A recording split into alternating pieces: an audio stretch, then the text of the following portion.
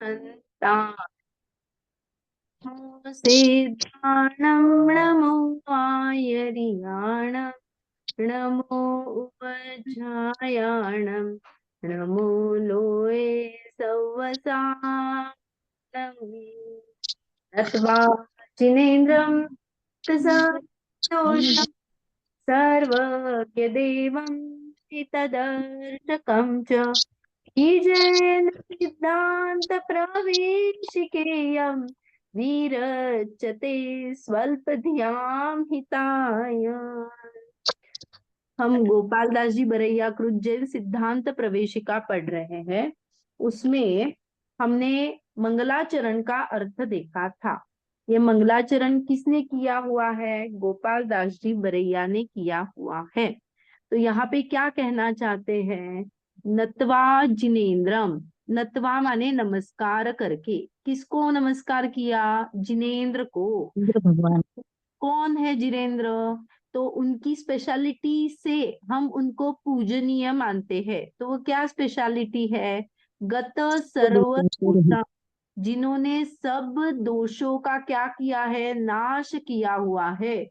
कोई भी दोष उनमें प्रेजेंट नहीं है। दोष में क्या लेंगे? तो हम दोष में 18 दोष रहित कहते हैं। क्या कहते हैं? 18 दोषों से रहित अरहंत होते हैं। फिर ये जो दोष गए हैं तो उसका बाय प्रोडक्ट उनको क्या मिला है? तो हमारे जब क्या हो जाता है, जैसे जैसे हमारे दोष घटते जाते हैं वैसे वैसे हमारे गुण प्रकट होते जाते हैं। तो वैसे ही अपनी परागता पूर्ण प्रकट हुई, सब दोष नष्ट हो गए और वैसे ही सर्वज्ञता भी आ गई। सर्वज्ञ गुण का परिणमन पूर्ण हुआ। क्या अनिता हुआ? जी अपने आप को म्यूट। मैंने किया म्यूट सभी को। हाँ, तो क्या हुआ? हमारे ज्ञान गुण का सम्यक परिणमन हुआ। इसीलिए मैं मुझ में क्या होगा? ज्ञान में कोई आवरण नहीं है, पूर्ण ज्ञान खुला हुआ है। इसीलिए मैं तीन लोक के, तीन काल के पूरे सभी पदार्थों को युगपत पर्यायों सहित सभी चीजों को वर्तमानवत प्रत्यक्ष स्पष्ट साथ साथ जानती हूँ। ये बहुत बड़ी बात है जब ज्ञान पूरा खुल जाता है, क्योंकि वहां पे कोई अज्ञानता रहती ही नहीं, कोई भी चीज ढकी हुई ही नहीं है। सब एकदम क्लियर कट सामने दिख रहा है। दर्पणवत जानना, दर्पण में कैसे पूरी चीजें दिखाई देती है ना, वैसे उनका ज्ञान पूरा प्रकट हुआ है। हाँ, दर्पण में फिर भी लिमिटेशन है, क्योंकि वो जितना सामने है उतना ही दिखाता है। लेकिन हम उसको भी मानेंगे तो वो क्लियर कट दिखता है ना, उसकी अपेक्षा से हमारे ज्ञान में समझने के लिए हम दर्पण का उदाहरण देते हैं। और कैसे है वो जिनेन्द्र भगवान? हित दर्शकम च, हित दर्शकम माने हमारे हित के लिए जिन्होंने उपदेश दिया है। ये स्पेसिफिकली अरहंत, तीर्थंकर अरहंत को कहा गया है, क्योंकि वो क्या करते हैं? तीर्थंकरों की दिव्य ध्वनि कीर्ति है। दिव्य ध्वनि में हमें हमें जो वस्तु व्यवस्था है जिससे मोक्ष जा सके, ऐसा हमारे हितवर्धक उपदेश आता है। इसीलिए उन्हें ये वीतरागी, सर्वज्ञ और हितोपदेशी कहा। किसको? जिनेन्द्र को। जिनेन्द्र का भी हम उसका अगर ये कहेंगे तो जिनेन्द्र किसे कहा? इंद्रियों को। जिनेन्द्र, जिन्होंने इंद्रियों को जीत लिया है, ऐसे को, इसको भी हम क्या कहते हैं? जिनेन्द्र कहते हैं।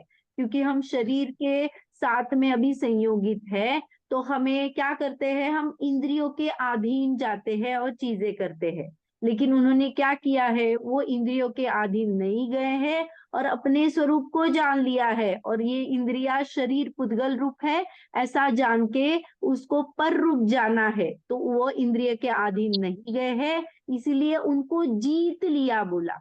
जैसे राजा किसी के अधीन नहीं होता है, इसीलिए वह राजा होता है ना। हम बोलते हैं वो किसी के अंडर काम नहीं करता है। तो वैसे ही इन्होंने इंद्रियों को जीत लिया है। यहाँ पे इंद्रिया, फिर गत सर्व दोषम में सारी कषाय आ गई। तो सबको जिसने जीत लिया है, ऐसे जिनेन्द्र भगवान को मैं नमस्कार करता हूँ। और फिर क्या करता हूँ, श्री जैन सिद्धांत प्रवेशिकयम। तो ये जो श्री है वह श्री लक्ष्मी धातु से, लक्ष्म धातु से बना हुआ है शब्द। वो क्या कहता है कि अरहंत कैसे है, तो गुणधारी है। लक्ष्मी माने उनके प्रॉपर्टी, उनका वैभव क्या है, तो उनके गुण ही उनका वैभव है। तो हम जो बोलते हैं अरहंत के 46 गुण होते हैं, तो ये 46 गुणों में बहिरंग लक्ष्मी माने बाहर की विभूति, 42 जो उनके गुण है उससे हमें पता चल जाता है। और अंतरंग लक्ष्मी यानी चतुष्टय जो प्रकट हुआ है, उससे हमें अरिहंत का वैभव पता चल जाता है। श्री यह शब्द, श्री जैन बोला है ना, तो श्री शब्द यह बताता है कि हमारी प्रॉपर्टी, अरहंत की प्रॉपर्टी उनके गुण है, उनके गुणों की प्रगटता है। जैन माने जिनको मानने वाला। जिन कैसा है, जिन्होंने इंद्रियों को जीता है। तो ऐसे मैं कौन हूँ, श्री जैन, जिनको मानने वाला ऐसा मैं, ये श्री जैन बताता है। सिद्धांत क्या है, तो सिद्धांत किसे कहा, सिद्धांत माने दो विवक्षाएं आते हैं। एक सिद्धांत माने आगम इज इक्वल टू सिद्धांत, और दूसरी जिसके अंत में सिद्धों की ही चर्चा होती है, फाइनल गोल हमारा सिद्ध होना है। तो श्री जैन सिद्धांत प्रवेशिकेय, तो मेरा ध्यान क्या है, मुझे मेरे गुण दिखने हैं, मुझे आगम का अध्ययन करना है। और इसके लिए यह प्रवेशिका, प्रवेशिका माने एंट्रेंस, पारिभाषिक शब्द जिसमें बताए गए हैं, जिसका मैं स्टडी करूंगी तो मुझे वस्तु व्यवस्था का थोड़ा सा ध्यान आ जाएगा, मैं आगे के शास्त्र पढ़ सकूं। आगे में जैसे हमारे क्या होता है, कोई भी मेडिकल में मुझे जाना है तो मुझे एंट्रेंस देनी पड़ती है, तो वो कहते हैं कि इसका प्रायर लैंग्वेज आपको आनी चाहिए। आपको एटलीस्ट मैंने कहूंगी हार्ट कहाँ है, तो हार्ट का भाव भसन तो होना चाहिए, हार्ट माने क्या होता है। तो ऐसे जैन सिद्धांत में जो आगम में कहे गए पारिवारिक शब्द है, उसका ज्ञान करने के लिए यह प्रवेशिका विरच्यते, मेरे से उसकी रचना हो रही है। किसके हेतु से, स्वल्प धियाम हिताय, जिनकी बुद्धि कम है या फिर जिनको ये शब्द पता नहीं है, उनके लिए, उनके हित के लिए इसकी मैं रचना करता हूँ। मैं उसका करता नहीं हूँ, मेरे से ये रचना की जा रही है। विरच्यते कहा, रचना हो गई है, मेरे से हो रही है। ये समझ में आया। मैंने पूरे मंगलाचरण का अभी क्या किया, अर्थ अर्थ अर्थ बताए।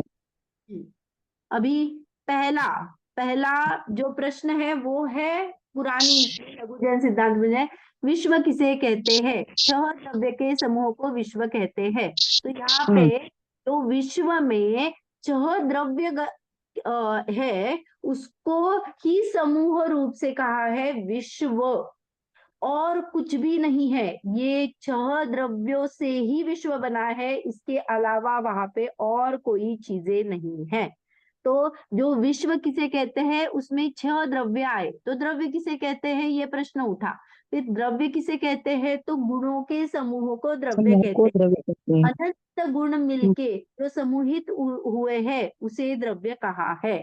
फिर प्रश्न आया कि अरे ये गुण क्या होता है, तो बताया जो द्रव्य के संपूर्ण भागों और उनकी संपूर्ण अवस्थाओं में कोई भी स्टेट हो उसमें पाए जाते हैं वह गुण रहते हैं। इसी से ही हमें ये पता चल जाता है कि द्रव्य गुणों से भरा हुआ है। ऐसा नहीं है कि मैं पूरे शरीर में, मैं माने मेरा शरीर जितना है तो एक गुण यहाँ पे है, एक गुण नीचे है। तो ये क्या कहता है, संपूर्ण भागों में। तो मुझे अभी ज्ञान हो रहा है तो पूरे आत्म प्रदेशों सबसे ज्ञान हो रहा है, एक स्पेसिफिक लोकेशन से नहीं हो रहा है। तो ये सभी ओर से हो रहा है और सभी अवस्थाओं में ये गुण रहते हैं। ऐसा नहीं है मैं मर जाऊंगा तो मेरा ज्ञान नहीं रहेगा, मैं जीव द्रव्य हूं तो ज्ञान, मेरे जो गुण है वो सदा मेरे साथ रहने वाले हैं। फिर गुणों में हम्म, हमने देखा सामान्य गुण और विशेष गुण। सामान्य गुण किसे कहते हैं? जो द्रव्य के सभी द्रव्यों में समान रूप से पाए जाते हैं, उसे सामान्य गुण कहा।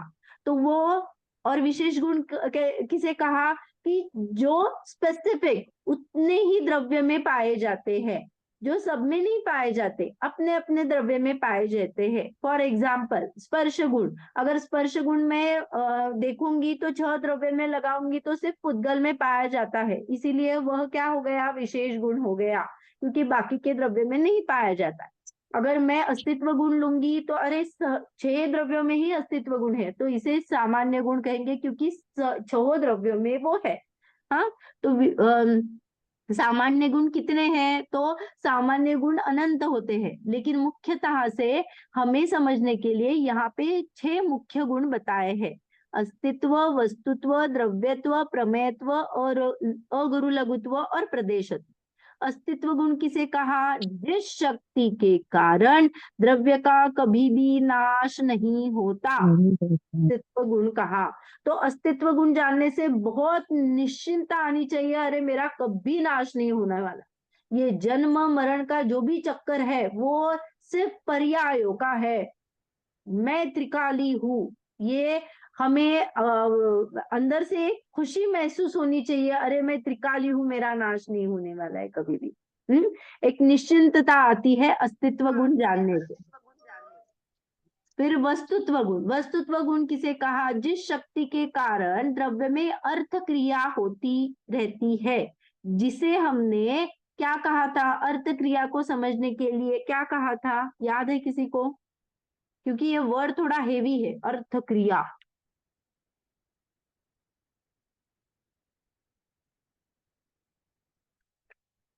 याद है किसी को? हमने कहा था, हाँ बोलिए। प्रयोजन कार्य के लिए अर्थकारी क्रिया कहते हैं। बहुत बढ़िया, बहुत बढ़िया। यहाँ पे वस्तुत्व गुण कहता है कि जिसमें प्रयोजन भूत कार्य होता रहता है। अर्थ क्रियाकारित्व माने प्रयोजन भूत क्रिया, जो जिसकी क्रिया है वह उसकी ही क्रिया करता है, अन्य की नहीं करता। मेरे प्रयोजन में ज्ञान गुण का जानना कार्य है तो वो सिर्फ उसकी प्रयोजन भूत माने ज्ञान का ही कार्य करेगा, अन्य दूसरे का कार्य वो नहीं करेगा। फॉर एग्जाम्पल इसके लिए हमने इंद्रियां ली थी, आंखों से देखना है, लेकिन आज क्या हो गया? आंख में मेरे क्या हो गई? धुल गई है, बहुत दर्द हो रहा है। तो मैंने कान को कहा प्लीज थोड़ी देर मेरे देखने का कार्य करो, तो कान बोलेगा सॉरी, मेरा अर्थ क्रियाकारित्व नहीं है, मुझ में यह प्रयोजन भूत कार्य नहीं होता, तुम तेरा देख लो, है ना? तो वैसे ही यह वस्तुत्व गुण हर एक द्रव्य में लगाना है। हर एक द्रव्य अपने अपने गुण में, अपने अपने द्रव्य में अपनी अपनी प्रयोजन भूत क्रिया करता है, अन्य क्रिया नहीं करता। इसीलिए ये निश्चिंतता आती है कि मैं पुद्गल का कुछ नहीं करती, पुद्गल मेरा कुछ नहीं करता, मेरी प्रयोजन भूत क्रिया जीव की जानने की है, पुद्गल की पलटने की है। स्पर्श रस गंध वर्ण, कभी स्कंद होता है कभी पुद्गल होता है, कितने बिछोड़ते हैं कितने जुड़ते हैं, ये पुद्गलों में कार्य होता रहता है, उनकी यह प्रयोजन भूत क्रिया है। मैं उसका करता हूँ क्या? तो मैं उसका करता नहीं हूँ, क्योंकि मुझ में वो अर्थ क्रिया कार्यत्व नहीं है। द्रव्यत्व गुण किसे कहते हैं? जिस शक्ति के कारण द्रव्य सर्वदा एक सा नहीं रहता, इसी को दूसरे इससे कहेंगे तो जिस शक्ति के कारण द्रव्य की पर्याय हमेशा बदलती रहती है, माने देर इज ऑलवेज चेंज, क्योंकि पर्यायों का पलटना ही, माने पर्याय हर बार क्या होती है? पलटती रहती है। हर एक द्रव्य के अनंत गुण है और अनंत गुण की प्रति समय पर्याय पलटती रहती है, तो मुझे कभी बोर होना ही नहीं चाहिए, क्योंकि हर बार मैं चेंज हो रही हूँ, हर बार मैं चेंज हो रही हूँ, हर बार कुछ ना कुछ चेंज मुझ में हो ही रहा है। वो चेंज को देखती रहूंगी तो मैं बोर कभी नहीं होंगी। अरे क्या है, कितना एक सा है, मेरे पास ये कपड़ा भी एक सा है, अरे ये भी एक सा नहीं है, ये भी हर बार बदलता रहता है, इसके स्पर्श रस गंध वर्ण भी बदलते हैं। क्यों, हमने कोई व्हाइट कपड़ा अलमारी में रख दिया, एक 2-3 महीने जाने दो, फिर निकाला तो वो क्या हो जाता है, पीला सा पड़ जाता है। हाँ तो क्या हुआ, वो उसी दिन पीला हो गया या प्रति समय उसका परिणमन चल रहा था। प्रति समय परिणाम चल रहा है। हाँ, तो हर एक द्रव्य का प्रति समय परिणमन होता है, यह द्रव्यत्व गुण बताता है। प्रमेयत्व गुण किसे कहते हैं, जिस शक्ति के कारण द्रव्य किसी ना किसी ज्ञान का विषय होता है। मुझ में प्रमेयत्व गुण है, इसीलिए केवली भगवान मुझे देख पा रहे हैं। ये सभी गलों में धर्म अधर्म आकाश काल ये सभी जो है इनमें प्रमेयत्व गुण है, क्योंकि ये सामान्य गुण है। मुझे ये पेंसिल दिख रही है, क्यों दिख रही है, क्योंकि इसमें प्रमेयत्व गुण है, इसीलिए मेरे ज्ञान में ये झलकना क्यों हो रहा है, क्योंकि यह अलाउ करता है। प्रत्येक द्रव्य में प्रमेयत्व गुण है, इसलिए वह अलाउंस देता है कि मेरे ज्ञान में आ सके। फिर अगुरु लघुत्व किसे कहते हैं, जिस शक्ति के कारण द्रव्य में द्रव्यपना कायम रहता। कायम रहता है। 3 पॉइंट्स बनाए, एक द्रव्य दूसरे द्रव्य रूप परिणमित नहीं होता, एक गुण दूसरे गुण का कार्य नहीं करता, और एक द्रव्य में जितने गुण है वो बिखर बिखर के अलग अलग नहीं हो पाते। माने द्रव्य जैसा है उसके जो अनंत गुण है वो उसी के साथ कायम रहते हैं, द्रव्य का कभी भी नाश नहीं होता। यह अगुरु लघु गुण बताता है। फिर हमने देखा था प्रदेशत्व गुण, जिस शक्ति के कारण द्रव्य का कोई ना कोई आकार रहता है, उसका डेफिनेट कुछ ना कुछ एक डायमेंशन होगी, उसे प्रदेशत्व गुण कहा है। फिर हमने देखा था द्रव्य कितने हैं, तो द्रव्य जाति अपेक्षा छिप गए हैं, और संख्या अपेक्षा कितने हैं, अनंतानंत है। तो उसमें हमने 6 द्रव्य देखे, जीव कितने हैं, अनंत, पुद्गल अनंतानंत, धर्म अधर्म आकाश, ये क्वांटिटी में एक एक एक ही है। और काल द्रव्य कितना है, तो लोक प्रमाण असंख्यात। तो एक्चुअली अगर कहेंगे तो असंख्यात, लेकिन असंख्यात के भी असंख्यात भेद होते हैं, तो कौन सा वाला लेना, इसीलिए लोक का एक डायमेंशन फिक्स है 343 घनराजू, उसकी अपेक्षा हमने कहा अरे वो वाला असंख्यात, इसीलिए लोक प्रमाण असंख्यात कहा गया है। जीव द्रव्य किसे कहते हैं, जिसमें चेतना अधिगुण पाए जाते हैं, इसे जीव द्रव्य कहा। ये जो डेफिनेशन बनाई है ये इसके विशेष गुण भी बताते हैं, इसीलिए अलग से विशेष गुण नहीं बताए। जिसमें चेतना आदि गुण पाए जाते हैं उसे जीव द्रव्य कहा। पुद्गल द्रव्य किसे कहा, जिसमें स्पर्श रस गंध वर्ण आदि गुण पाए जाते हैं उसे पुद्गल कहा। पुद्गल के भी हमने क्या किए थे, भेद किए थे। उसमें भी पुद्गल के 2 भेद किए, परमाणु और स्कंद। परमाणु में क्या देखा था, परमाणु किसे कहते हैं, जिसका दूसरा विभाग नहीं हो सकता, सबसे सूक्ष्म पुद्गल, सबसे पुद्गल का छोटा टुकड़ा, उसे क्या कहा, परमाणु, जिसका दूसरा भाग ही नहीं हो सकता, एकदम स्मॉलेस्ट यूनिट है। हाँ, वही एक्चुअली में पुद्गल द्रव्य है। ये स्कंद को पुद्गल व्यवहार से कहा जाता है, अरे तुम लोग मिले हुए है ना, और जाति पुद्गल है ना, इसीलिए हमने पुद्गल कहा उसको, वो लेकिन उसका विभाविक परिणमन है स्कंद वाला। परमाणु ही शुद्ध है, इसीलिए एक्चुअली पुद्गल द्रव्य परमाणु को ही कहते हैं। फिर स्कंद किसे कहते हैं, तो 2 परमाणुओं का बंध होता है तब क्या हो जाता है, स्कंद तैयार होता है। और ये स्कंद जो है उसको हमने क्या कहा, परमाणुओं का, बहुत सारे परमाणुओं का बंध रूप अवस्था, इसे हमने स्कंद कहा। फिर ये बंध किसे कहा, तो अनेक वस्तु है उसको मैंने एक रूप से क्या किया, ज्ञान किया। हाँ, जैसे हम कहते हैं ना फूल तो अनेक है लेकिन उसका एक रूप ज्ञान किया, तो मैंने कहा गुलदस्ता। तो गुलदस्ता का जब ज्ञान किया तब मुझे ये ज्ञान में आया ये बंच ऑफ फ्लावर्स है ना। तो ऐसे ही बहुत सारे परमाणु एक साथ एक पने का जब ज्ञान होता है तो ये जो संबंध विशेष है उसको हमने बंध कहा। ये समझ में आया आपको सभी को? हाँ। फिर हमने ओके, मैं थोड़ा सा इसका भी रिवाइज करती हूँ, बीच में जो मैंने एक्स्ट्रा लिया था ये भी मैं रिवाइज कर देती हूँ। हमने चतुष्टय भी देखा था। चतुष्टय क्या देखा था? द्रव्य, क्षेत्र, काल, भाव, इसको हमने चतुष्टय कहा था। तो द्रव्य क्या है? मेरा नेम। क्षेत्र क्या है? मेरा एड्रेस। काल क्या है? मेरी एज क्या है? और भाव क्या है? मेरा ऑक्यूपेशन क्या है, मेरा भाव क्या है। फॉर एग्जाम्पल हमने लिया था, अगर महावीर भगवान द्रव्य लेंगे तो क्या लेंगे? क्षेत्र क्या है? वो एक मंदिर लिया, मैंने एक मंदिर लिया जहाँ पे महावीर भगवान विराजमान है, तो वो द्रव्य क्या है? महावीर भगवान का मंदिर है। क्षेत्र क्या है? तो मान लो कि विले पार्ले का जो मंदिर है तो वो क्षेत्र क्या हो गया? विले पार्ले। काल क्या है? उस दिन का काल, माने जिस दिन आप उस मंदिर में गए हो वो काल। या फिर ऐसा मान लो कि वहां पे पंचकल्याणक चल रहा है, तो पंचकल्याणक की डेट जो होगी वो क्या होगा? उसका काल रहेगा। और भाव क्या रहेगा? पंचकल्याणक, वो उसका भाव रहेगा। तो ऐसे हम द्रव्य क्षेत्र काल भाव में उस चीज को घटाते हैं। ये स्व से अस्ति है, पर से नास्ति है। तो मुझ में घटाऊंगी तो मैं क्या करूंगी? द्रव्य, यह मैं जीव द्रव्य, आत्मा यह क्या हो गया? द्रव्य हो गया।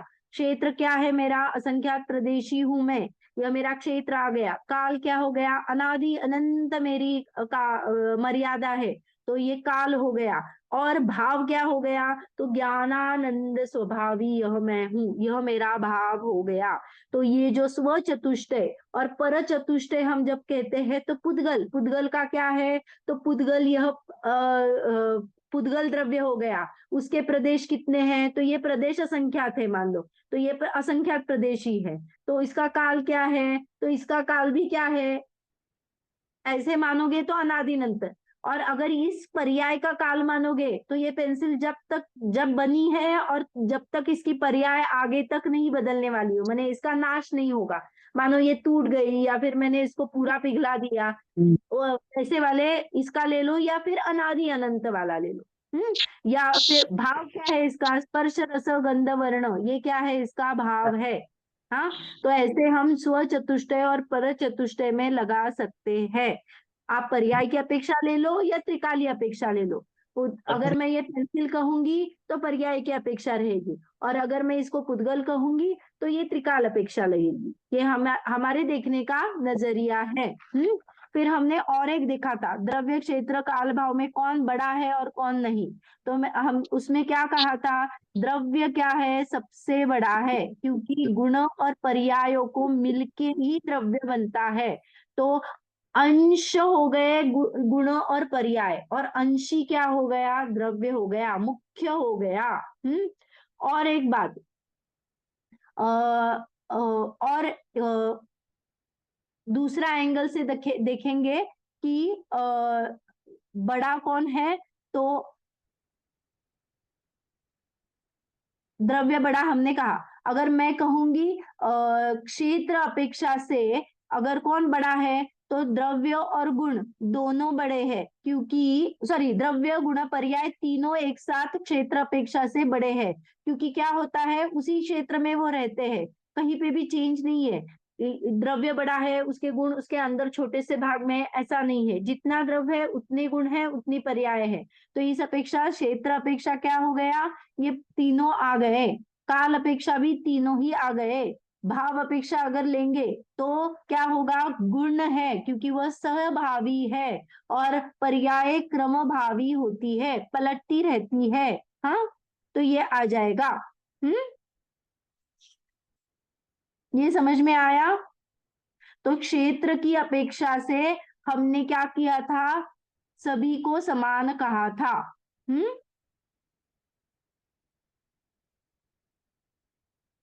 आपको क्लियर हो रहा है ना? हाँ। अगर कोई प्रश्न है तो आप पूछ सकते हो मुझे। माने ये करेंगे तो। हाँ, फिर हमने देखा था कि उसका स्वरूप क्या है, द्रव्य गुण पर्याय का स्वरूप क्या है। तो द्रव्य क्या है, तो द्रव्य गुण पर्याय वाला होता है। उसकी संख्या क्या है, तो द्रव्य एक को अगर मुख्य करेंगे तो एक वाला है।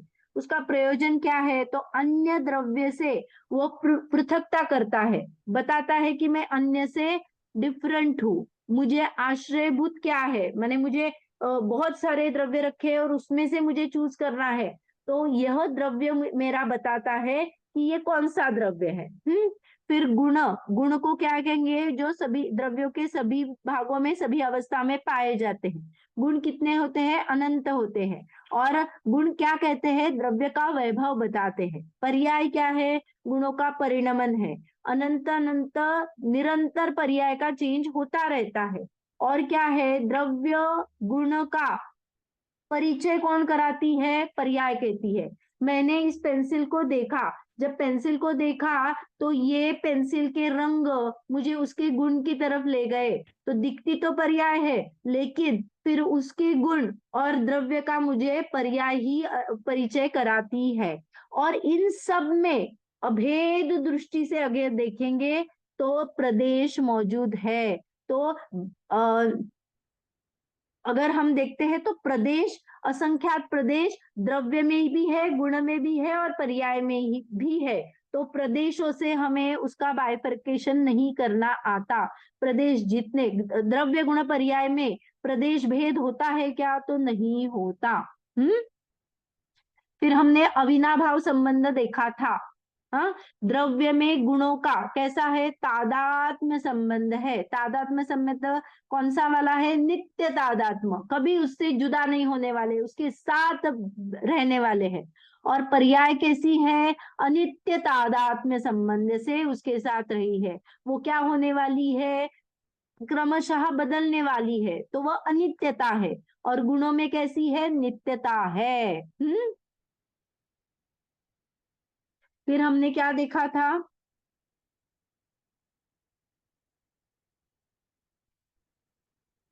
ओके, फिर अभी हाँ, और एक है कि हमने जब द्रव्य गुण पर्याय या फिर स्वचतुष्टय देखा था, तो द्रव्य का क्षेत्र काल भाव, इससे अगर सामान्य अपेक्षा से देखेंगे तो अभेद नित्य एक ऐसा आ जाएगा। और अगर विशेषता से देखोगे तो उसमें भेद करना पड़ेगा, अनित्यता देखनी पड़ेगी और अनेकता देखनी पड़ेगी। माने अगर मैं द्रव्य को कहूंगी तो सामान्य से वो कैसा है, अभेद है, उसमें कुछ भी भेद नहीं है। वो कैसा है, नित्य है। और कैसा है, एक ही है। लेकिन उसको मुझे जूम करके देखना है, मुझे और डिटेलली उसको देखना है, तो मैं क्या करूंगी, भेद करके देखूंगी। विशेषताएं देखनी है तो मुझे पर्याय दिखेंगी, तो पर्याय हर एक समय की होती है, तो वो अनित्य होती है। वो क्या होता है, उसका भाव कैसा है, अलग अलग है। हर पर्यायों में कुछ ना कुछ चेंजेस होते रहते हैं, तो मेरा भाव कैसा है, अलग अलग है। हम्म।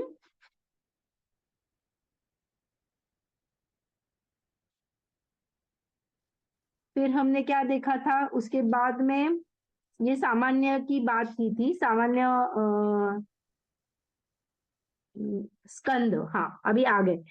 हमने बंध देखा, फिर स्कंद। स्कंद में मैंने और एक सूक्ष्मता और स्थूलता से 6 क्लास किए थे स्कंद के।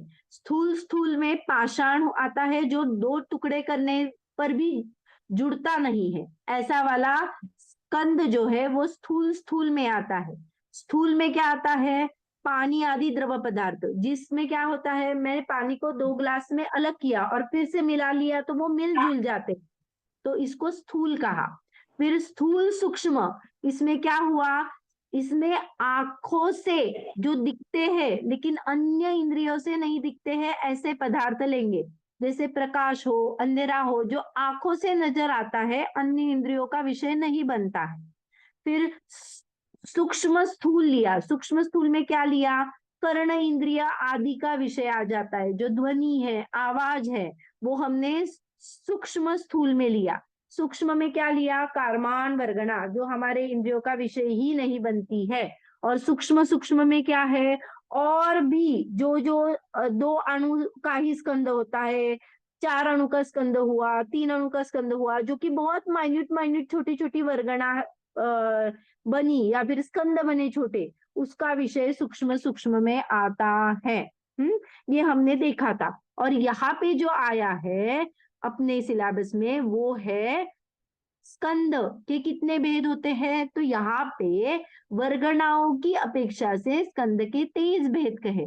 उसको उसमें से 5 जीव के साथ संबंध होने वाले होते हैं, इसीलिए वो कौन से हैं, तो आहार वर्गणा, तेजस वर्गणा, भाषा वर्गणा, मनोवर्गणा और कार्मान वर्गणा, इनका जीव के साथ संबंध आता है। इसीलिए दीदी इसीलिए आप दीदी पूछिए। तेल और पानी मतलब आपस में वो सूक्ष्म स्थूल कहलाते हैं, तेल और पानी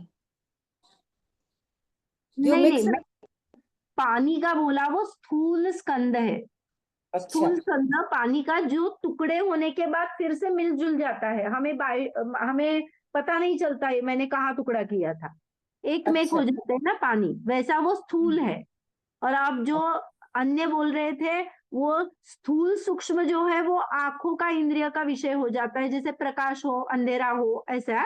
और सूक्ष्म स्थूल है जो कर्ण इंद्रिय का विषय हो जाता है, माने आंखों में से नहीं दिखता है, लेकिन मैंने कुछ आवाज सुनी, तो ये जो स्वर होते हैं, वो जो भाषा वर्गणा है ना, वो सूक्ष्म स्थूल वर्गणाएं हैं। अगर यहाँ पे लगाएंगे तो इससे कंपेयर करेंगे, मनोवर्गणा, कार्मान वर्गणा, ये तो पूरा सूक्ष्म का ही वर्णन है, ये हमें दिखती भी नहीं। तेजस वर्गणा ये हमारे विषय ज्ञान का विषय नहीं है। आहार वर्गणा हमें दिखती है। तो उसमें से आहार वर्गणा है जो कि स्थूल वर्गणा होती है, उससे क्या बनता है, औदारिक, वैक्रिक, आहारक शरीर बनता है, तथा शरीर रूप जो श्वासोच्छ्वास भी होता है वो आहार वर्गणा का ही कार्य होता है। तो ये जो 3 शरीर बोले उसकी परिभाषा नीचे दी है। मनुष्य और तिर्यंच को जो स्थूल शरीर होता है उसे औदारिक शरीर कहते हैं। देवनारकियों को, जिनमें छोटा बड़ा, एक अनेक आदि विचित्र क्रियाएं होती है, अनेक अनेक विक्रिया सहित जो शरीर होता है, उसे क्या कहा, वैक्रिक शरीर कहा। और आहारक शरीर किसे कहते हैं, तो जो छठवें गुणस्थान वर्ती मुनिराज है, भावलिंगी मुनिराज है, उनको अगर ऐसा विकल्प आता है कि जिनालय की वंदना की जाए या कुछ न कुछ संदेह आता है, तब वो तत्वों संबंधी कुछ भी शंका आ जाए, तो वो क्या करते हैं, तीर्थंकर के पादबुल में या फिर केवली या श्रुत केवली, कोई भी लेना, केवली या श्रुत केवली के पादबुल में जाके उनकी शंका का समाधान करके आते हैं।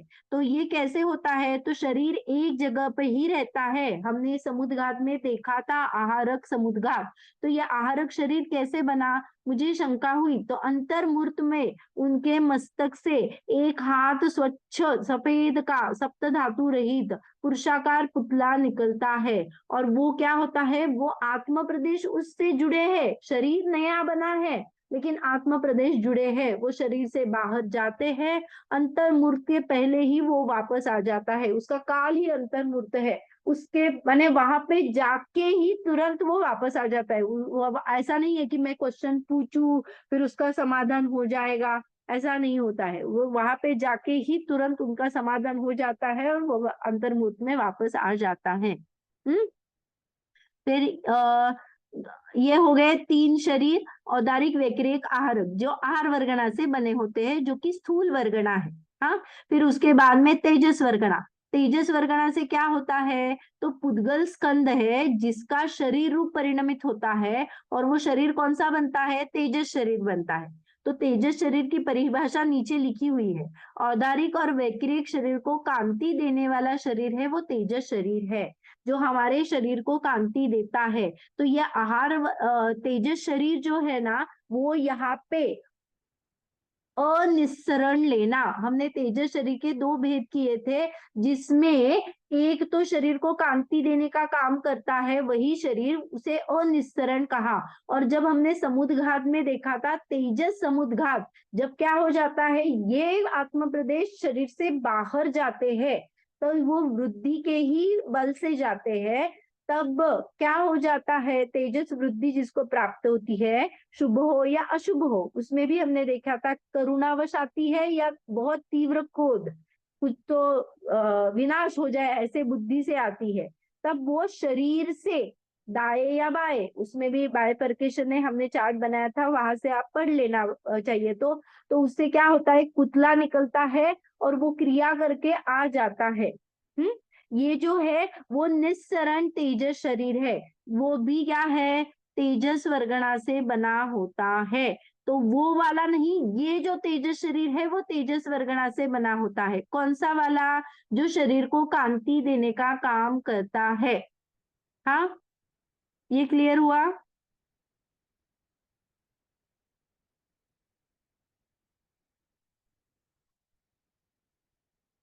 ओके है ना? हाँ, भाषा वर्गणा। भाषा वर्गणा किसे कहा, जो शब्द रूप परिणमित होती है। हमारे जो शरीर के हम जब बोलते हैं तो जो आवाज आते हैं वो सब क्या है, भाषा वर्गणा है। मनोवर्गणा। मनोवर्गणा क्या है, एक पुद्गल स्कंद है, बहुत सूक्ष्म है, जो क्या है, हमारे द्रव्य मन रूप परिणमित होता है।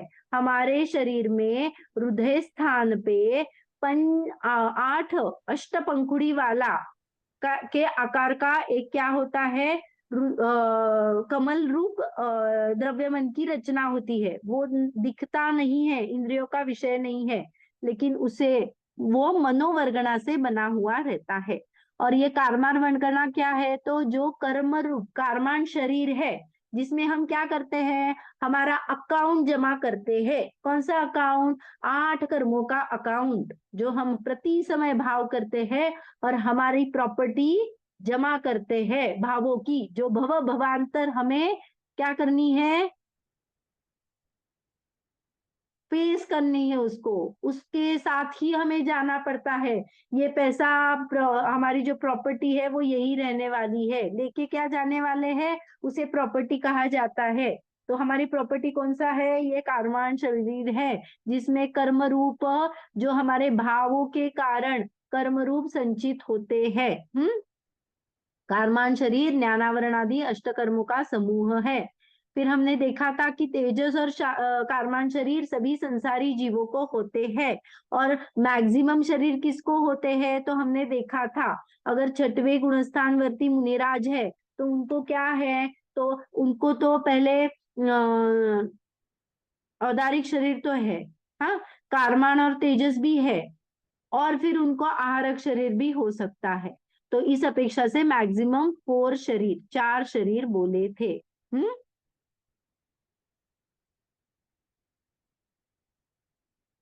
फिर हमने धर्म द्रव्य देखा था। धर्म द्रव्य किसे कहा था, जो स्वयं गति रूप से परिणमित जीवों और पुद्गलों को क्या करता है, गमन करने में सहायक है, कराता नहीं, निमित्त मात्र है, उसे धर्म द्रव्य कहा। अधर्म द्रव्य किसे कहा, जो गति पूर्वक स्वयं स्थिति रूप से परिणमित जीवों पुद्गलों को ठहरने में जो सहकारी है, उसे अधर्म द्रव्य कहते हैं। आकाश धर्म किसे कहते हैं, जो पांचों द्रव्यों को, स्वयं को और पांचों द्रव्यों को रहने के लिए स्थान देता है, उसे क्या कहा, आकाश द्रव्य। काल द्रव्य किसे कहा, जो जीवाती समस्त द्रव्यों के परिणमन में निमित्त होता है, उसे काल द्रव्य कहा। काल द्रव्य के दो भेद किए, जो स्वतः काल द्रव्य का परिणाम है वो निश्चय काल द्रव्य है, और मैंने कहा काल द्रव्य का निश्चय परिणमन होते समय कि अरे मेरा आज 1 साल में बड़ी हुई, तो ये व्यवहार काल हुआ। अन्य द्रव्य की अपेक्षा से मैंने पल, घड़ी, दिन, माह ऐसी चर्चा की, तो ये व्यवहार काल हुआ।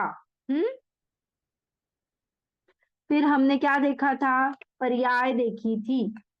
पर्यायों में क्या देखा था? गुणों के विशेष कार्य को पर्याय कहा था। पर्याय में दो भेद किए थे, व्यंजन पर्याय, अर्थ पर्याय। व्यंजन पर्याय किसे कहते हैं? प्रदेशत्व गुण के परिणमन को क्या कहा? व्यंजन पर्याय। उसके भी स्वभाव और विभाव दो भेद किए। स्वभाव किसे कहा? अन्य के निमित्त बिना जो व्यंजन पर्याय होती है उसे स्वभाव पर्याय कहते हैं, जैसे सिद्ध की पर्याय। और विभाव व्यंजन पर्याय अन्य के निमित्त सहित जो व्यंजन पर्याय होती है उसे विभाव व्यंजन पर्याय कहा, जैसे जीव का, नर, नारक आदि। इसमें निमित्त कौन है? तो कर्म निमित्त है। अर्थ पर्याय। अर्थ पर्याय किसे कहा? प्रदेशत्व गुण को तो छोड़ दिया क्योंकि अभी हमने व्यंजन पर्याय में ले लिया। अन्य बाकी के गुण जो समस्त गुण है उसके परिणमन को अर्थ पर्याय कहा। उसमें भी स्वभाव अर्थ पर्याय, विभाव अर्थ पर्याय। स्वभाव अर्थ पर्याय किसे कहा? अन्य के निमित्त बिना जो अर्थ पर्याय होती है, स्वभाव रूप जो परिणमन होती है, जैसे जीव का केवल ज्ञान, वह स्वाभाविक रूप से पूर्णता रूप है, किसी का अवलंबन नहीं है वहां पे, वो स्वभाव अर्थ पर्याय हो गई। और फिर विभाव अर्थ पर्याय क्या है? तो अन्य के निमित्त सहित जो पर्याय होती है, जैसे जीव की राग आदि पर्याय, या फिर पुद्गल की स्कंद रूप पर्याय, उसमें कुछ न कुछ संबंध होता है, तो वहां पे निमित्त नैमित्तिक संबंध वहां पे है, तो उसे क्या कहा? विभाव अर्थ पर्याय कहा। फिर पर्यायों में हमने उत्पाद, व्यय, द्रव्य देखा था। उत्पाद किसे कहते हैं? तो जो नवीन पर्याय का उत्पन्न होना, द्रव्य में नवीन पर्याय की प्राप्ति होना, उसे उत्पाद कहा था। और व्यय किसे कहा? द्रव्य में पूर्व पर्याय का जो त्याग होता है या पूर्व पर्याय का व्यय होता है उसे, सॉरी, पूर्व पर्याय का जो नाश होता है उसे क्या कहा? व्यय कहा। तो हर ये उत्पाद व्यय हर समय होता रहता है, वो एक ही समय में लेना। फॉर एग्जाम्पल, मैंने लाइट का स्विच ऑन किया और प्रकाश हुआ, एक ही समय में हुआ ना। जैसे मैंने लाइट का बल्ब का स्विच ऑन किया और प्रकाश हुआ, वैसे ही मेरे प्रति समय में पुरानी पर्याय का व्यय और नई पर्याय का उत्पाद एक ही समय में होता रहता है। ऐसी ही वस्तु व्यवस्था है। ऐसा मत मानना कि व्यय हुआ, हाँ, फिर दूसरे समय में उत्पाद हुआ, नहीं, एक ही समय में वो घटाना। अभी ऐसा होता है क्या? मैंने स्विच ऑन किया और फिर दूसरे सेकंड में लाइट लगी, क्या उसी सेकंड में लगी? तो उसी समय में ये उत्पाद व्यय घटित होता है। द्रव्यता किसे कहते हैं? प्रत्यभिज्ञान की कारणभूत द्रव्य की किसी अवस्था को द्रव्य कहते हैं। तो ये प्रत्यभिज्ञान क्या है? हमने इसके बारे में भी पढ़ा था, याद है कि किसी को? अनुमान ज्ञान। हाँ, अनुमान ज्ञान कहो, जोड़ ज्ञान कहो। तो मैंने क्या कहा? द्रव्य, अरे ये जो था ना वो वही है। मैंने कंपैरेटिव स्टडी की और फिर यह बताया, अरे ये वही है। तो द्रव्य की नित्यता मैंने बताई, अरे ये वही द्रव्य है जिसमें ज्ञान गुण था, अभी भी उसी में ज्ञान गुण है। तो एक चीज मुख्य करके मैंने उसको वैसा ही कहा। जैसे किसी को देखा, अरे वो वही देवदत्त है, तो ये देवदत्त ही है। ये मैंने क्या किया? स्मृति से पहले मैंने क्या किया? मेमोरी से उसको निकाला और प्रत्यक्ष भी देखा। तो ये दोनों का जो कॉम्बिनेशन किया उसे प्रत्यभिज्ञान कहते हैं। इससे क्या होता है? द्रव्यपना कायम रहता है। जो पहले परिणाम, क्योंकि अगर पर्याय देखेंगे तो हर बार चेंज हो रही, चेंज हो रही, चेंज हो रही, चेंज हो रही। अरे ये पूरे पर्याय में था, ये यही है, ये यही है, इसी को द्रव्य लाइन में लगाएंगे ना, क्योंकि चेंज तो हो रहा है, तो पकड़े किसको? द्रव्य को। तो प्रत्यभिज्ञान यही बताता है, पहले जिसका परिणमन हुआ था उसमें भी जो कॉमन वाला जो लेना है वो वाला लो। तो इसे हमने द्रव्य कहा। प्रत्यभिज्ञान के कारण भी द्रव्य की किसी अवस्था को, नित्यता को द्रव्य कहा। फिर जीव के विशेष गुण देखे थे। जीव में चेतना, सम्यक्त्व, चारित्र, सुख, क्रियावृत्ति शक्ति आदि। पुद्गल में स्पर्श रस गंध वर्ण आदि। धर्म में गति हेतुत्व, अधर्म में स्थिति हेतुत्व, आकाश में अवगान हेतुत्व, काल में परिणमन हेतुत्व आदि विशेष गुण होते हैं। तो जीव में हमने जो देखा था, अभी ये जो गुण है ना, इसका हम बहुत डिटेली वर्णन करने वाले हैं। जो विशेष गुण है, अनुजीवी गुण है, उसका डिटेली वर्णन करने वाले हैं।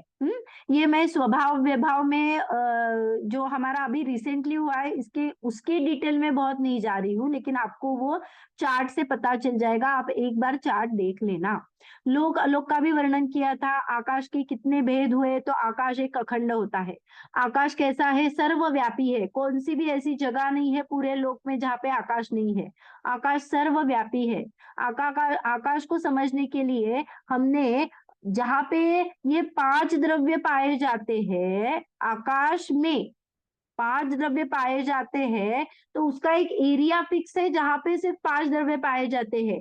इसीलिए उसको क्या कहा, उसको हमने बॉर्डर कर दी और उसको कहा कि ये लोकाकाश है। और बाहर क्या है, फिर अलोकाकाश है। और जब लगाते हैं तब नास्ति कहते हैं ना, जहाँ पे लोक नहीं है वो अलोक। हाँ, लोक से बाहर जो भी आकाश है उसे अलोकाकाश कहते हैं। फिर लोक की मोटाई, ऊंचाई, चौड़ाई, तो हमने वो देखा था कि वो कमर पे हाथ अगर मैं रखूं और पैर को फैलाऊं तो कैसा आकार बनता है, या फिर एक अर्ध मृदंग और उसके ऊपर और एक मृदंग रखूं तो ये जो आकार बनता है वो लोक का है। वो 3 से 43 घनराजु प्रमाण होता है। और उसके बाहर पूरे वातवलय का वेष्टन होता है।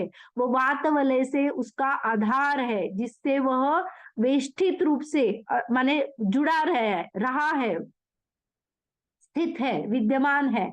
तो ये जो कौन से है वातवलय, घनोदती वातवलय, घन वातवलय और तनु वातवलय। हाँ, ये क्या होते हैं, तो घनोदधी वातवलय में क्या है, घन और उदधी दो चीजें होती है।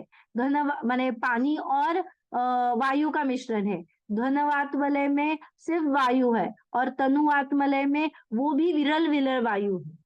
एक ठोस वायु है और एक विरल वायु है। हाँ, ऐसा वो वेष्टन रहता है। फिर लोक का भी अब अगर हम 3 भाग में विभाजन करेंगे तो ऊपर में ऊर्ध्वलोक, नीचे बीच में मध्यलोक और नीचे में अधोलोक, ऐसे भी 3 विभाजन लोक में करते हैं। फिर धर्म अधर्म खंड रूप से है अथवा अखंड है, तो हमने देखा था धर्म द्रव्य, अधर्म द्रव्य और आकाश द्रव्य पूरा क्या है, एक ही है संख्या अपेक्षा में। फिर हमने प्रदेश देखा था, प्रदेश किसे कहते हैं। प्रदेश की 3 डेफिनेशन हमने ली थी, एक परमाणु के हिसाब से, एक काल द्रव्य को लेके, और ये डिस्टेंस को लेके।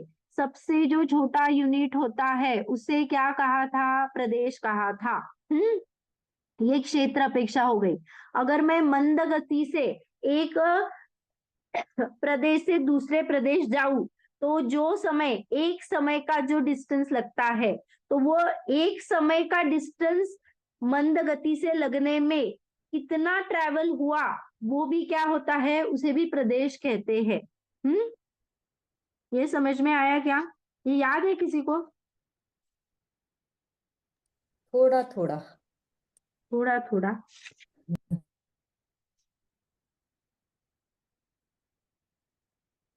जो हमने प्रदेश की 3 भाषा की थी, आकाश के अविभागी अंश को प्रदेश कहते हैं। एक परमाणु जितनी एरिया घेरता है उसे प्रदेश कहा, और मंद गति से एक परमाणु जितना गमन करता है उसे भी प्रदेश कहा। ये 3 परिभाषा हमने परमाणु की देखी थी। अगर समय में लगाना है तो मंद गति से एक परमाणु से एक प्रदेश से दूसरे प्रदेश में जितना गमन होता है वो एक समय है, ऐसा भी हमने कहा था।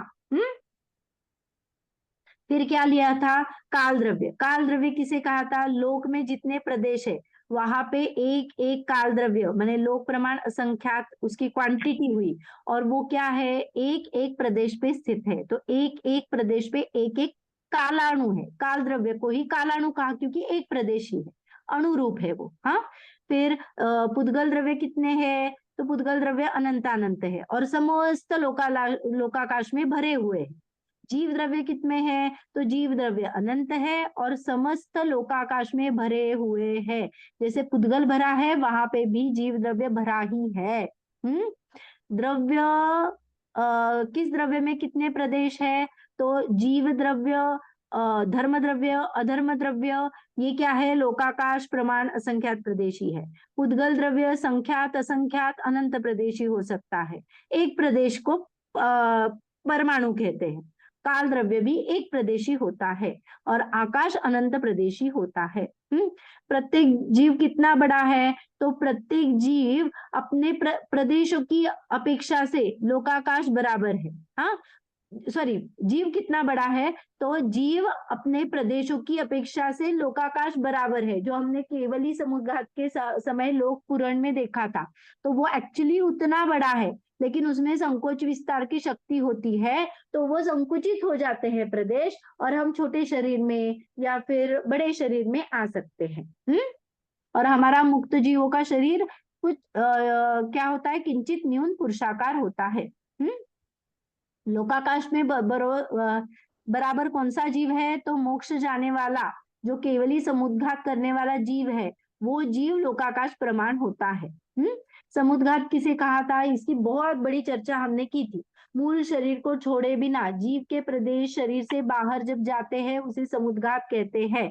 फिर हमने उसका बहुत बड़ा चार्ट भी बनाया था। कषाय समुद्घात, वेदना समुद्घात, आहारक समुद्घात, तेजस समुद्घात, मारणांतिक समुद्घात, केवल समुद्घात, और एक रह गया। कौन सा रह गया? तेजस समुद्घात, है ना? कषाय रह गया। नहीं, हो गया ना? तेजस समुद्घात बोला ना? कषाय हाँ, समुद्घात रह गया था।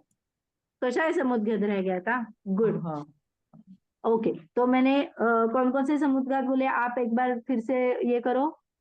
कषाय समुद्घात, मारणांतिक समुद्घात, तेजस समुद्घात, आहारक समुद्घात, वैक्रियक समुद्घात, और और केवली समुद्घात एक रह गया। देखो, कषाय समुद्घात, वेदना समुद्घात, हाँ, वेदना रह गया। हाँ, हाँ, कषाय, कषाय, वेदना, आहारक, समुद्घात, मारणांतिक समुद्घात, तेजस समुद्घात, आहारक समुद्घात और केवली समुद्घात। सीक्वेंस ऐसे ही लेना। कषाय माने तीव्र कषाय से उत्पन्न, वेदना माने तीव्र वेदना से उत्पन्न, वैक्रिया माने कुछ ना कुछ तो क्या हो गई? विक्रिया करने के भाव आ गए, तो ये वैक्रिक समुद्घात हो गया। फिर मारणांतिक समुद्घात, मरण में अति तीव्र इच्छा कुछ तो उत्पन्न हुई कि मैं कहाँ पैदा हो जाऊंगी, तो वो मारणांतिक समुद्घात हो गया। तेजस समुद्घात में यहाँ पे वो निस्सरण वाला लेना, शुभ और अशुभ जो बनता है वो वाला। आहारक समुद्घात में आहारक शरीर बनता है, वो हमने देखा था कि शंका समाधान करना है या फिर वंदना करनी है, उसके हेतु जो निकलता है। और केवली समुद्घात, केवली समुद्घात में भी हमने दंड, कपाट, प्रतर, लोक पुराण, फिर प्रतर, कपाट, दंड और शरीर प्रमाण, ऐसे 8 समय में ये समुद्घात होता है। जिससे क्या होता है? जो आयु कर्म से अगर नाम, वेदनी और गोत्र की स्थिति ज्यादा होती है, तो ये समुद्घात होता है, जिससे ये सब लेवल अप हो जाते हैं, एक समान जैसे हो जाते हैं। ओके। फिर हमने अस्थिकाय भी देखा था। बहुप्रदेशी द्रव्य जो होते हैं उसे अस्थिकाय कहते हैं, और अस्थिकाय के 5 भेद है: जीव, पुद्गल, धर्म, अधर्म, आकाश। इसे पंचास्तिकाय भी कहते हैं। काल द्रव्य एक प्रदेशी है, उसमें शक्ति भी नहीं है कभी बहुप्रदेशी होने से, इसीलिए वह अस्तिकाय नहीं है। अस्थि है लेकिन काय नहीं है, क्योंकि काय की परिभाषा ही ऐसी है, बहुप्रदेशी होना चाहिए। तो पुद्गल क्यों कहा? पुद्गल में भी एक परमाणु होता है, तो वहां पे उसमें स्कंद रूप होने की शक्ति मौजूद होती है, इसीलिए उसे अस्थिकाय में गिनाया है, ये हमने लिया था। फिर अनुजीवी प्रतिजीवी गुण, वस्तु में भाव स्वरूप गुण जो होते हैं उसे अनुजीवी गुण कहा। जैसे कुछ ना कुछ तो अंश रहता है, 1% हो, 2% हो, 3%, 0% कभी नहीं हो सकता। 100% हो सकता है का? हो सकता है, सिर्फ 2 में हो सकता है, परमाणु में हो सकता है। तो ये अनुजीवी गुण कौन से है? तो हम ज्ञान ले लो, चेतना ले लो, सुख ले लो, चारित्र ले लो, सम्यक्त्व ले लो, यहाँ पे जो भी है मुझ में कुछ ना कुछ तो अंश होता है, सुख का भी है, हमें अभी दुखता की कमी को हम सुख कहते हैं, तो ये भी हमारे अनुजीवी गुण होने से हमें उसका वेदन होता है। कुछ ना कुछ परसेंटेज होते हैं, वो अनुजीवी गुण है। और वस्तु में अभावात्मक धर्म है, विद्यमान ही नहीं है, अभी 0% है, सिद्ध अवस्था में 100% हो जाएंगे। तो वो कौन से है? तो हमने उसमें प्रतिजीवी गुण को अच्छी तरह से देखा था। तो वेदनीय के अभाव में अव्याबाधत्व प्रकट होता है, आयु के अभाव में अवगाहनत्व आ जाता है, नाम के अभाव में सूक्ष्मत्व आ जाता है, और गोत्र के अभाव में अगुरु लघुत्व आता है। तो ये प्रतिजीवी गुण है। अब आर या पार होते हैं, अगर है तो 100% रहेंगे, नहीं है तो 0% हो जाएंगे। इसे प्रतिजीवी गुण कहा। और अनुजीवी गुण किसे कहा? जो कुछ न कुछ परसेंटेज भावात्मक गुण रहते हैं, कुछ न कुछ तो भाव वर्तता है। तो ये हमने देखे थे। फिर उसके बाद में अभाव की चर्चा आई थी। अब एक 2-3 मिनट है क्या सभी के पास? क्योंकि थोड़ा सा लेट चालू हुआ था, तो मैं सोच रही थी इसका मैं शॉर्ट में ये कर देती हूँ, तो पूरा यही हो जाएगा, हमारा रिवीजन हो जाएगा, ठीक। है ना? हाँ हाँ। दीदी, हाँ तो किसने कहा? तो वस्तु में कुछ न उसकी अविद्यमानता, जैसे हमने प्रतिजीवी क्या कहा? अभावात्मक है, कुछ भी नहीं है। तो वैसा अभाव क्या कहता है? उसमें अविद्यमानता है, नहीं है, नहीं होना माने अभाव है। तो अभाव 4 प्रकार के कहे, प्रध्वंसा भाव, सॉरी, प्राग भाव, प्रध्वंसा भाव, अन्योन्या भाव और अत्यंता भाव। तो हम उल्टा चालू कर देते हैं। द्रव्य अपेक्षा से एक द्रव्य का दूसरे द्रव्य में अभाव होना उसे अत्यंता भाव कहते हैं। अत्यंत अभाव है, कुछ भी उसमें सिमिलर है ही नहीं। इसका द्रव्य क्षेत्र काल भाव अलग है, इसका द्रव्य क्षेत्र काल भाव अलग है, मिक्स होने का कोई चांस ही नहीं, तो इसे अत्यंता भाव कहा। फिर हमने क्या कहा? अगर इसको नहीं मानेंगे तो दोष क्या आता है अत्यंता भाव का? क्योंकि अगर कोई भिन्नता ही नहीं रहेगी तो सब एक हो जाएगा, सब एक हो जाएगा तो 6 द्रव्य एक हो जाएंगे, तो पूरा विश्व भी एक ही हो जाएगा, तो कुछ अलग अलग होगा ही नहीं। तो ये क्या हो जाएगा? दोष माना जाएगा। अगर इसको मानेंगे नहीं तो। फिर हमने देखा था प्राग भाव, प्रध्वंसा भाव, ये एक साथ ही समझते हैं। तो प्राग भाव किसे कहा? देखो, एक द्रव्य लेना, कोई भी एक द्रव्य लेना। पुद्गल, मैंने अभी दही लिया, तो दही के पहले उसकी पर्याय परिणमन तो चल रहा है, उसके पहले पर्याय में क्या था? तो दूध था। तो मैंने अगर वर्तमान पर्याय का पूर्व पर्याय में अभाव कहा तो प्राग भाव कहा। मैं वर्तमान को देखूंगी, दही का, उसके पूरे पर्याय में क्या कहूंगी? प्राक भाव कहूंगी। माने दही का दूध में अभाव, ये प्राग भाव कहा। जैसे मैं अभी शायिक सम्यक्त्वी हूँ, तो मुझमें उसके पहले जो मिथ्यात्व अवस्था थी उसका अभाव हो गया, ये क्या हो गया? प्राग भाव हो गया। अभी प्रध्वंसा भाव जानेंगे। अभी वही दही लेना, उसी दही का वर्तमान पर्याय का आगामी पर्याय में अभाव, माने वही दही है लेकिन छाछ हुआ नहीं है, लेकिन होने की योग्यता है, लेकिन जब होगा तब भी ये दही से बना है ऐसा आरोप नहीं आएगा, माने उसकी एक स्वतंत्र स्टेट होती है। तो वर्तमान पर्याय का आगामी पर्याय में अभाव प्रध्वंसा भाव कहलाता है।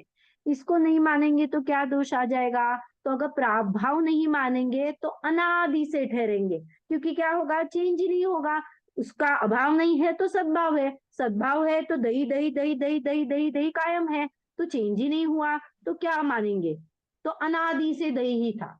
अगर प्रध्वंसा भाव नहीं मानेंगे तो दही था, तो उसके आगे पर्याय में भी उसका सद्भाव मानना पड़ेगा। तो दही दही दही दही दही कब तक है? अनंत काल तक। तो द्रव्य क्या हो जाएगा? अनंतता, अनंत को प्राप्त हो जाएगा। तो ये जो अनादि अनंत है, ये अभाव न मानने से आने वाले दोष है। तो हमें क्या कहना है? प्रत्येक पर्याय स्वतंत्र है। पिछली वजह से ये हुआ, इसके वजह से वो हुआ, ये सब निमित्तता की घटन, निमित्त नैमित्तिक संबंध से हम कहते हैं, लेकिन उनकी पर्याय स्वतंत्र होती है। ज्ञान गुण का परिणमन खुद से होता है, उसमें कुछ नहीं। देखो ना, एग्जाम में सभी लोग पढ़ाई करते हैं, कोई ऐसा नहीं होता है, बहुत गिने चिने होते हैं जो पढ़ाई नहीं करके आते।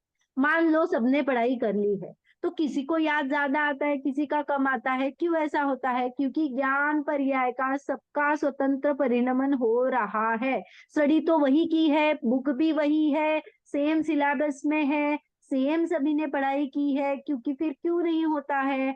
तो वही कारण है कि हर एक की पर्याय डिफरेंट होती है। अभ्यास करने वाला मैं और पढ़ाई करके मैंने परीक्षा देने वाला मैं, इसमें अभाव होता है। मैं रिलेट नहीं करूंगी कि अरे मैंने ज्ञान किया तो मैंने पढ़ाई दी। हाँ, लेकिन ऐसा भी इसका छल मत करना, तो इससे मैं क्या करूं? मैं कुछ नहीं करती हूँ, जैसा चाहे वैसा हो जाए। नहीं, इससे छल नहीं लेना। पुरुषार्थ अपने हाथ में होता है। हर द्रव्य का कार्य होना वही उसका पुरुषार्थ है। मैं ज्ञाता दृष्टा रहूंगी तो कर्म संचय नहीं होगा। कर्म संचय नहीं होगा तो क्या हो जाएगा? गुणों का प्रगटता अपने आप हो जाएगी। तो ऐसा मत कहना कि अरे पिछली पर्याय का अभी मैं अभाव है तो मैं कुछ पिछला करूंगी नहीं, या फिर आगे में भी तो पढ़ाई करूंगी नहीं, तो क्या हो जाएगा? मेरे ऐसे ही पढ़ाई नहीं करने के भाव से आगे मेरा क्या लिख के आएगा? मैं फेल हो जाऊंगी। ये निमित्त नैमित्तिक कथन है। यदि कर्म संचय नहीं होगा तो गुणों की प्रकटता कैसे हो जाएगी? जैसे हमने क्या कहा, ज्ञान गुण, तो ज्ञान गुण जब हमारा ढक जाता है तो आवरण आता है ना। जैसे ज्ञानावरण कर्म के वजह से मेरा ज्ञान ढक गया, तो मुझे कुछ ज्ञान दिखता है, ज्ञान प्रकट है, और जो बहुत सारे ज्ञान पे आवरण है। तो अगर मैं ज्ञानावरण कर्म क्या करूंगी? बांधूंगी ही नहीं, तो आवरण आएगा नहीं। आवरण नहीं आएगा तो ज्ञान का क्या होगा? उघाड़ होगा ना ज्यादा। समझ में आया क्या? हाँ ठीक आया। हाँ, ये प्रागभाव प्रध्वंसा भाव हुआ। अन्योन्या भाव से क्या होता है? अन्योन्या भाव सिर्फ एक पुद्गल द्रव्य में लागू होता है, क्योंकि पुद्गल में जो शक्ति है, जो एक रूप होते हैं, अनेक रूप होते हैं, स्कंद होते हैं, परमाणु होते हैं, जुड़ते हैं, बिछुड़ते हैं, इसके वजह से क्या होता है? हमें उनका परिणमन जो होता है वो साथ साथ दिखता है, और हम उनमें डिपेंडेंसी लगाते हैं।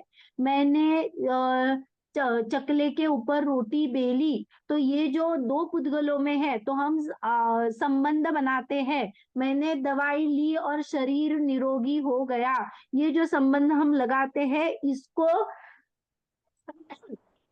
स्पष्ट करने के लिए यह अन्योन्या भाव बताते हैं कि एक पुद्गल की वर्तमान पर्याय का दूसरे पुद्गल की वर्तमान पर्याय में अभाव होता है। कोई डिपेंडेंसी वहां होती नहीं है, सब स्वतंत्र है। मैंने गोली खाई और शरीर निरोगी हुआ, ये निमित्त नैमित्तिक कथन है।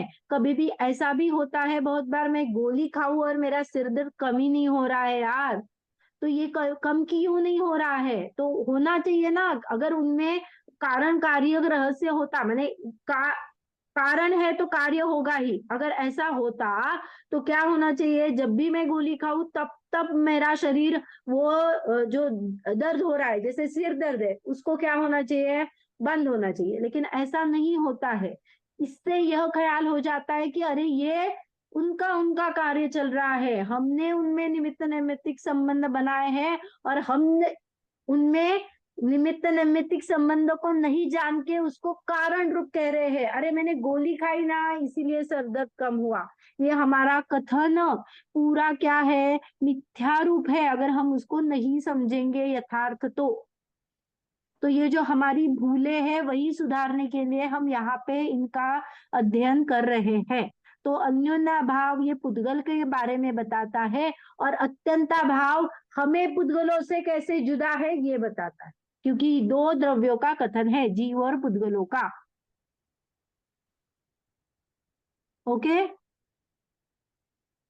हाँ, फिर जीव और अनुजीवी गुण। अभी हम यहाँ से पढ़ने वाले हैं। ये जो यहाँ पे सिर्फ नाम गिने हुए हैं, अनुजीवी गुण मैंने चेतना, सम्यक्त्व, चारित्र, सुख, वीर्य, भव्यत्व, अभव्यत्व, ये हम डिटेलली पढ़ने वाले हैं आगे। और प्रतिजीवी गुण अव्याभावत्व, अवगाहनत्व, अगुरु लघुत्व, सूक्ष्मत्व, नास्तित्व आदि, तो ये हम पढ़ने वाले हैं। यहाँ पे विस्तृत विवेचन कहा है, तो ये टॉपिक हम अभी स्टार्ट करने वाले हैं। हाँ, तो आज पूरा रिवीजन कक्षा हो गई, पूरा हमारा जो भी किया था उसका डिटेलली फिर से रिवाइज किया है। तो नेक्स्ट क्लास में मंडे को हम क्या करेंगे, आप उसकी पढ़ाई करना, इसको अच्छी तरह से आपके नोट्स भी देखना, जो भी चार्ट भेजे हैं उसको एक बार रिवाइज करना, तो वो क्या हो जाएगा, आपकी स्टडी क्लियर हो जाएगी। तो आप मंडे को प्रश्न उत्तर हम ये लेंगे, सेशन लेंगे। प्रश्न उत्तर लेने का प्रयोजन यही है कि आपको वो क्लियर हो जाए। प्रश्न उत्तर में प्रश्न मैं कैसा पूछती हूँ उससे कभी कभी गड़बड़ हो जाती है, तो वो गड़बड़ नहीं होने और उत्तर सही से समझने के लिए हम प्रश्न उत्तर ले रहे हैं। यहाँ पे कोई मूल्यता मापन नहीं है। ओके, हाँ ठीक है, चलो अभी जिनवानी स्तुति करते हैं, फिर किसी को कुछ प्रश्न है तो पूछे। निज निधि निज में बताई, यह अनंत उपकार है, इसके लिए जिन वाणी माँ को वंदना शत बार है, वंदना शत बार है। काय सर्ग।